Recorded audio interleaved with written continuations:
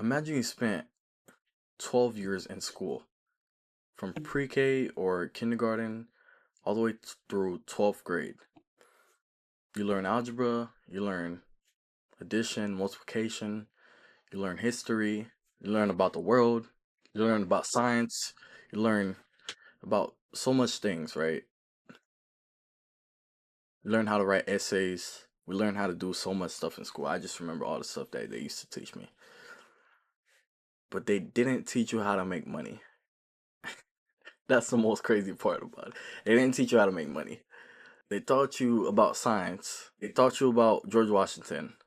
They talked to you about all the presidents that came. They taught you Bill Nye the Science Guy. We all know Bill Nye the Science Guy. They showed us how gravity works. They taught us how to write essays. They taught us how to write. Right? I don't got a problem with the writing stuff, but they taught us how to write essays, how to write long essays, but they didn't teach us how to make money. Just think about that. Nobody taught us about investing, what the words assets and liabilities mean, what ownership is, how to make money work for us. They didn't teach us these things. The school system is basically set in a way so we don't know any of these things. We're kind of shunned from all of these things, right? So we understand all it is. We learn the basics. We learn math, multiplication, addition, subtraction, science, social studies, and whatever else they wanna. Physical education, where they have us running outside playing all sorts of types of different games.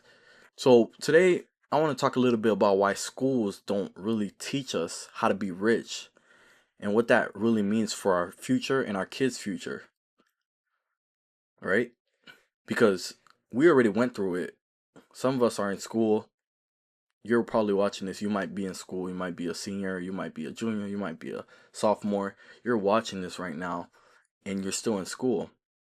And you see some of the stuff that they're teaching, the curriculum that are in school, your schools, your classes, the classes that you're actually currently taking, what they're even talking about. Most of the time, kids see these classes and they're like, how are these classes going to benefit me? Some of these electives that they have in your curriculum, they don't actually benefit you in any type of way. That's what this video is going to be about today. I want to talk a little bit about the school system and why it doesn't teach us how to be rich. Because school wasn't designed for employment. The first thing you have to understand is that schools were created and were designed for employment and not ownership. The school system, when it was first built, was during the industrial era, basically meaning the purpose wasn't to create entrepreneurs or investors, people that are going out of their way to create businesses, but it was built to create workers. It was built to have people in classes, in rooms, focusing on one specific subject and locking into that. So as soon as they step out of that, they can go work in a factory. They can go and work for a business owner who's has a factory, and now they're in that factory, whatever it is that they're doing, whether it's during that time, whether they're working on oil rigs or they're working on different types of things. The school system was always built to create workers. So people who follow routine, people who always show up on time, follow specific instructions and don't step over that line. People who complete tasks in a timely manner, who are always following directions, people who work for a paycheck.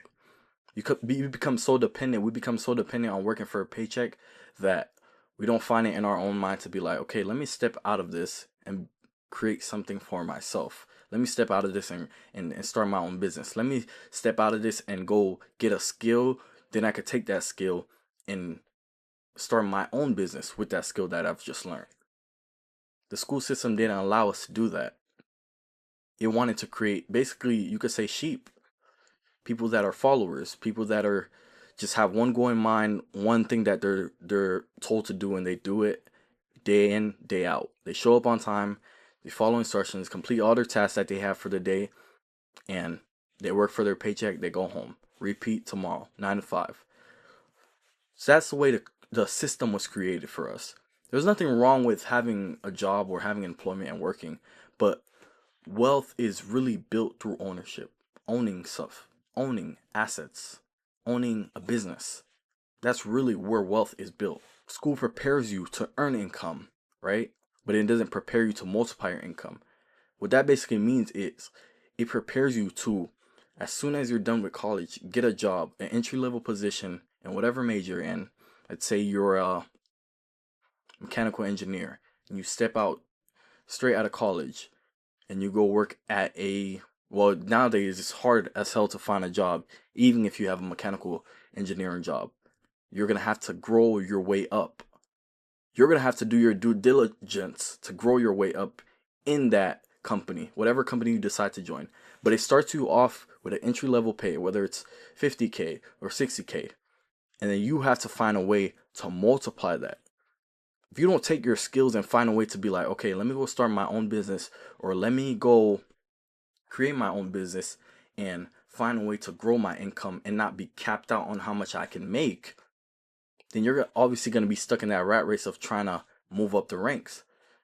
Like I said, there's nothing wrong with finding employment and working a 9 to 5 because everybody starts from there. That's where we all start. But it's how and what you do with your skills. It's what you do with that major that you have and how you can apply that to potentially become an owner of something, potentially become an owner of a business and do something with that degree. One of the things you have to understand as to why schools don't really talk about money or talk about how to make money and really show us how to make money is because wealth requires taking risks. But schools, that's not what they're about. School rewards safety.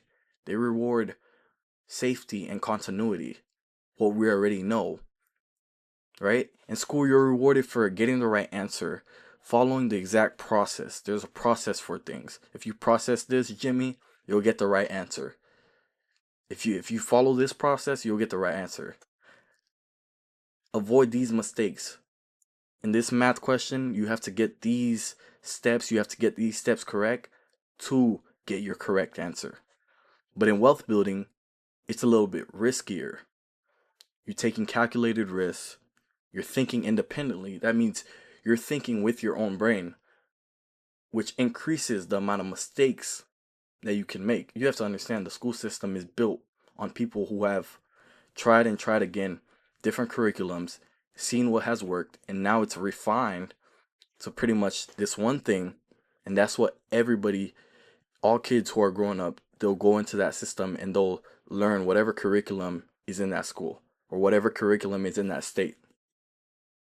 So that's what tends to happen is these kids are being raised, our kids are being raised, we're being raised, we're going to school and we're being instructed with these curriculums that have been set in place since a long time ago and that have just been refined and redeveloped and reprocessed. If you really think about it, the reason I said wealth building takes calculated risk is because it's hard and very risky to start your own business.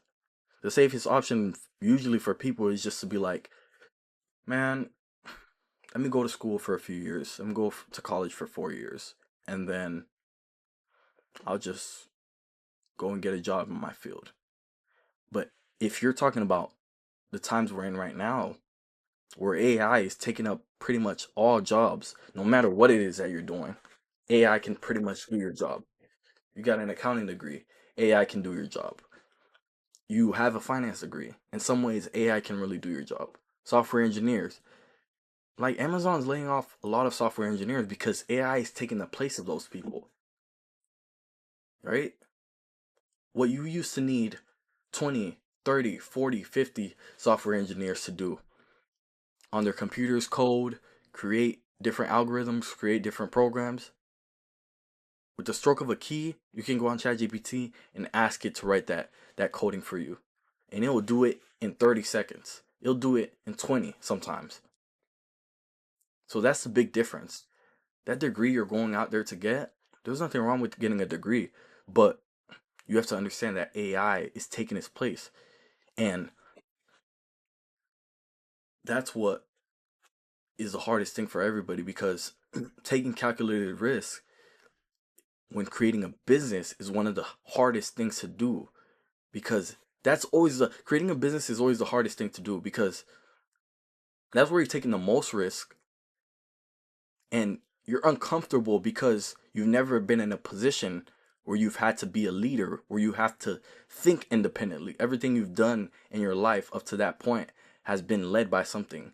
You were in seventh grade, but you automatically know if you do certain things, if you pass all your tests, you're going to eighth grade, right?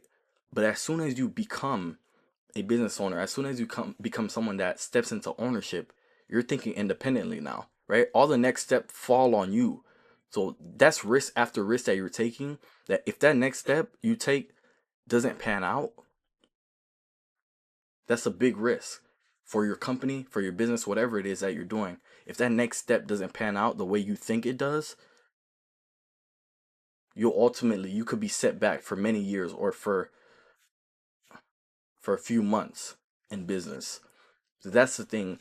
Taking risks is probably one of the biggest reasons why business owners, some business owners even stop trying to become business owners or stop trying to be entrepreneurs, and they go back into their 9 to 5, or they go back into whatever they were doing previously, because it's such a big task to ask someone to take constant risk after risk every single day and think independently by themselves, and to be okay with failing sometimes, because that's part of it. Failing is part of it. You got to understand, wealth requires you to fail. If you want to build wealth, you're going to fail in certain aspects. You're going to fail. You're going to do certain things wrong, but you just have to learn from them. Life is your greatest experience, right? Life is your greatest experience. Going out through life, making all the mistakes that you could possibly make is your greatest experience. It allows you to build on top of things because, okay, you made this mistake yesterday. Now I know not to do this. Let me try this. This is also a mistake. Okay, now I know not to do these two things, and I'm going to do something else. So the more you make mistakes, the more you learn on top of them. It's not how it's not how many mistakes you make, but it's how you come back from the mistakes. It's how you come back from the mistakes and how you learn from them and your next steps after you're done making these mistakes. You have to understand that anything that has to do with wealth creation, like investing, it requires uncertainty. It's a little risky. People don't know what exactly the market is, how it works. Starting a business is a little risky because you don't know what type of market to start. You don't know if you don't know what demographic to start your market. You don't know what you don't know what demographic to start your business in. You don't know uh what exactly to create or what product to create. You don't know what it is that you want to sell. So all these things are hard to get into, and there comes a little bit of uncertainty with them. But that's part of creating wealth. That's part of building wealth, is learning how to step out of your shell, learning how to step out of your bubble and creating something and allowing others out there to benefit off of that, right? And when people see the value in what you're putting out, or people see the value in the service that you're providing, though that will ultimately be reciprocated. All the energy you're putting out, the output and everything that you'll receive back will be tenfold, because you're putting so much out, and your value that you're providing, make sure the most important thing is make sure the value you're providing as well is good, so that when people see whatever your product is, whatever service you're providing, that they're like, okay, this is something I can work with. And then that's when the bread and the money will follow. You have to understand, schools train you to avoid mistakes. They train you to be a robot, kind of like a person that's always in a routine. Wealth building requires learning from them. Wealth building requires learning from your mistakes, learning from your different failures. It's not your failures that make you, but it's what you learn from these failures and how you adapt and how you change that allow you to become someone who's successful. One of the things you have to understand is that money is power, and most people, we're not taught about power. Money basically equals options. It allows you to have multiple options. Having a lump sum of capital allows you to have options. You can go into whatever area of life you want, whatever business venture you want to get into, whatever investments you want to get into. Because you have money, now you can leverage that and you can use that to build your wealth. Money also equals freedom. The more money you have, the more freedom you have in a way. A lot of people say money doesn't make you happy. I understand that, and that is a true statement, right? Because you can have all the money in the world. You've seen this with people. You could have all the money in the world, but you have no happiness because you have nobody, you don't have loved ones to share it with. But I think the most important thing that money does is create autonomy over your choices and over what you can do in a day. When you have money, you don't have to wake up tomorrow knowing, oh my God, I gotta go to work. But when you have money, you could be like, okay, what do I want to do today? Do I want to do something? Do I want to go to, do I want to travel? Do I want to go out to the mall, buy a few things? That's what the power of money, that's what it allows you to do. But it doesn't necessarily make you happy. Happiness is kind of like a temporary thing, right? So never be someone who's totally reliant. I know we talk a lot about money in this channel, but never be someone who's totally reliant on money and the amount of money you make. You're letting that change your mood swings, how you react to people, how you don't react to them. Don't let money be a big factor in how your mood is. So that's one of the key points I want to say. Even if we're talking about how money could free you up, but never allow money to swing your emotions and the way you feel, the way you're reacting towards other people. Financial literacy gives us independence. It allows us to be more aware of the world around us, right? It gives us independence, but why aren't we taught this in schools? Why aren't we taught financial independence and literacy in school? It's because it's not standardized, which basically means it's not put into the curriculum. It's not something that they want to push out to us. There's a reason why. It's not part of the traditional curriculum. There's reasons why. Instead, we're taught how to get jobs. We're taught how to stay in this routine, stay in this process. Okay, do this step by step, and you'll get your career, you'll get your degree, and you'll be fine. You'll be set. After your career, after your 4 years in college, you can go out and work for this firm, you can go out and work for this company that's going to pay you an entry level position. And then from that entry level position, you spend 2, 3, 4, 5 years. I'm saying 2, 3, 4, 5. It's not 2, 3, 4, 5. Realistically, it's 4, 5, 6, 7 years before they actually even consider moving you up to another position, where then maybe they might give you a $5,000, $10,000 increase. But by that point, is that truly the lifestyle that you want to live? After 7 years, let's say you graduate when you're 22.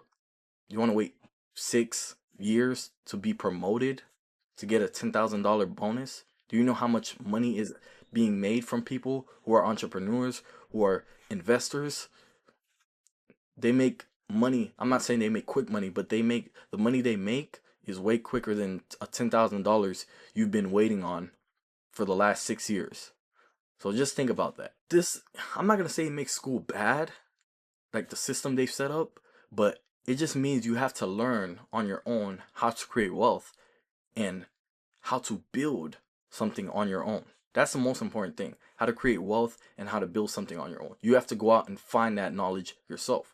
You have to go out and see a YouTube video, perhaps like this one, that's going to teach you how to build money, and subscribe to this YouTube channel so I could teach you how to become an investor, how to become someone who's investing into the market and not simply just working a 9 to 5, but also taking your 9 to 5 and learning how to invest, taking your 9 to 5 and learning how to grow that money. Nobody teaches us how to read a financial balance. Nobody teaches us how to read financial statements. They don't explain to us what compounding is, right? They might have passed that subject at school and maybe you weren't paying attention. I don't think I was paying attention.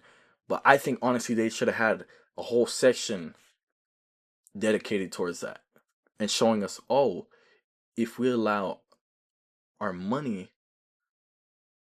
to consistently grow throughout the years, then it will compound. If they showed us, like on the board, a prime example of how compounding works and how it can work to our advantage for us to become millionaires, then I think us in class would be paying way more attention than how I used to pay attention in class, because I didn't pay attention. I didn't study. I didn't do nothing. So I think if they put some of these things into the curriculum, teach us how to analyze investments, how to increase our income strategically, and not just with the job.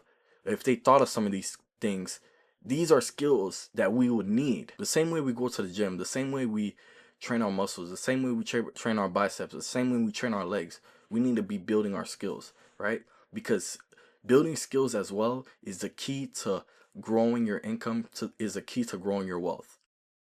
The good news is we're in 2026 and you don't need permission to learn money anymore. Like there's all the tools and all the resources out there. You can read books, you can watch financial education videos like this one, and you can subscribe to this YouTube channel so you can continue learning. You can start investing with small amounts. Look at some of the past videos and some of the new videos that I'm going to be putting out where I'm going to be showing you step by step how to invest your money. And you can build your skills online. All these skills are things that you can go out there and learn, go out there and use your resources that are out there and build on top of these, right? So you have to understand something. Schools didn't teach you how to be rich because that's not their job. That's not what they're here for. It's job schools' jobs were to provide stability and provide just step by step process on how to do things. If you want real wealth, you have to put pressure on yourself. You kind of have to pursue it intentionally, right? Don't be someone who's just complacent and not intentional with everything that you do in your life. But you have to think differently. You have to move differently. Your mindset has to be a little bit different, right? You have to try and learn different. Don't be like your regular kids that are just learning the regular curriculum. Go out of your way to become someone who's more financially literate, right? Someone who is learning with intention. Someone who's actually learning with intention to learn, to captivate everything that they're learning and to keep it in their head and to apply it to their life. And that's part of the reason why I created this channel, is to make you think of ownership, make you think of becoming an investor, make you think of someone who wants to grow your wealth, not only stay where you're at, but to grow, right? To grow your mind first, but then to grow your wealth with that, to grow your income and to grow with every aspect of your life. If you found this video insightful and encouraging, please subscribe. Like I already said two times before, please subscribe and like this video, because that's how it's going to get the algorithm to show this video to more people. And comment down below what you thought about this video, and I'll see you in the next one. Peace.